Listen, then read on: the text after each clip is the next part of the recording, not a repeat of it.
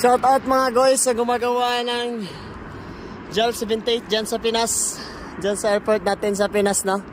Yung mga gumagawa ng JAL, grabe, apaka-solid mga guys na gumagawa ng JAL, no? Kasi ako yung nagbabaklas ng mga JAL galing sa Pilipinas, grabe.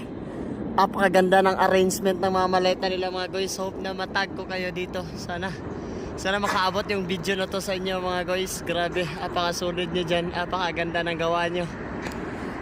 Explain ko sa inyo mga guys kung bakit apakaganda gawa ng mga galing JAL ng Pilipinas. Yung JAL mga guys, so yan yung JAL. Grabe, apaka-solid ng JAL na galing Pilipinas mga guys. Alam nyo ba kung bakit? Alam nyo ba kung bakit na napaka-solid doon? Kasi sa kadami-daming maletang binabaklas ko, international, may Turkish, may British, may Mekos, America, US.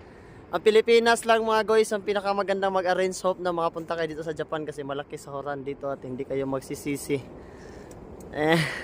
Yun, shout out sa inyong lahat. Mabuhay kayo hanggat gusto nyo. Shout out sa Pilipinas sa gumagawa ng JAL.